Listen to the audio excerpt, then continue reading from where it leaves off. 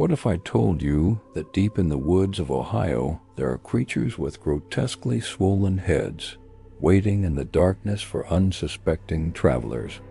This isn't science fiction. It's one of America's most disturbing urban legends, the story of the Melon Heads. And the most terrifying part? It's rooted in very real horrors from our past. The legend begins in the early 1900s in Kirtland, Ohio.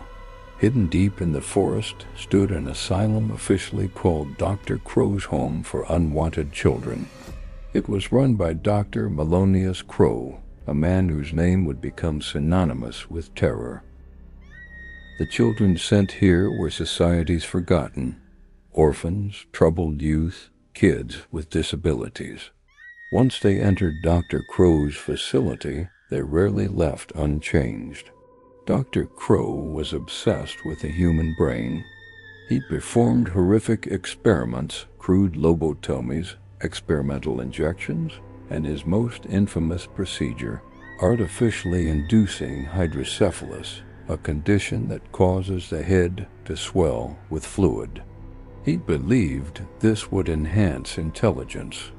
He was catastrophically wrong. Dr. Crow's treatments involved experimental drugs, hormones extracted from animals, and procedures that belonged in nightmares rather than medicine. He kept meticulous notes documenting each stage of the transformation with clinical detachment. The children changed.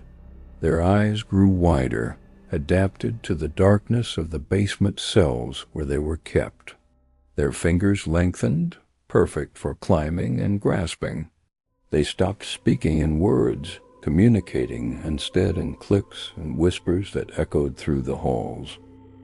By 1904, there were 23 of them, 23 children who had been twisted into something else entirely. They moved in the shadows. They learned to hate. On a cold November night in 1904, the asylum burned. Some say it was an accident. Others claim the children finally fought back. The official report stated that Dr. Crow perished in the flames, along with all the patients. But the official report was wrong. The children escaped into the surrounding forest. They had lived so long in darkness that the outside world seemed alien. But the woods welcomed them. The woods became their home. Years passed, decades. The children who escaped the asylum never aged quite right. Something in Dr. Crow's treatments had changed them fundamentally.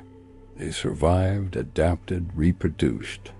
A colony in the darkness. Local residents began reporting strange occurrences. Cars breaking down on Wisner Road late at night. Scratching sounds on windows. Faces peering from the tree line with heads far too large for their bodies. In 1952, a couple disappeared while driving through Kirtland. Their car was found 3 days later, doors torn open from the outside, claw marks gouged into the metal. No bodies were ever recovered. The legend grew.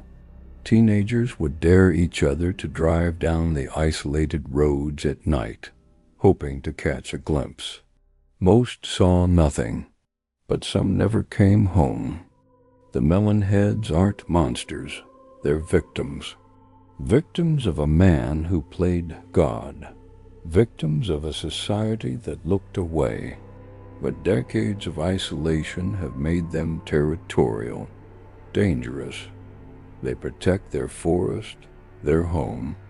They move through the trees like shadows. They watch the roads.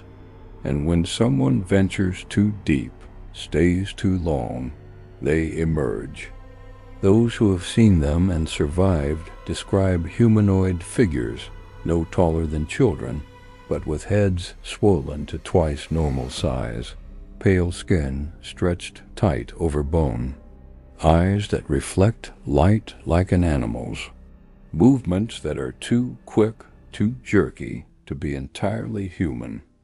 Even now, the forest around Kirtland remains largely undeveloped. The old asylum site is overgrown, reclaimed by nature, but the foundation stones remain. And so do they. Local police dismiss the reports. Missing hikers are lost, not taken. Car accidents are just accidents. The scratching sounds are animals. Always animals.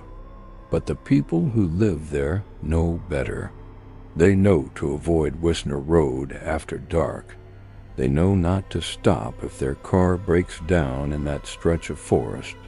They know to keep driving, no matter what they see in the trees, because the Melon Heads are still out there, still watching, still waiting. Some legends are born from nothing but imagination. Others grow from seeds of truth, watered by tragedy and time. The Melon Heads are real, changed, twisted, but real. And they remember the asylum. They remember the pain. They remember Dr. Crow. Most of all, they remember that humanity abandoned them once. They won't let it happen again.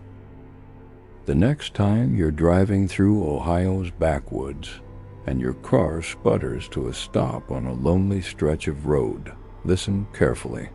If you hear clicking sounds in the darkness, if you see eyes reflecting your headlights from the tree line, don't investigate. Just run.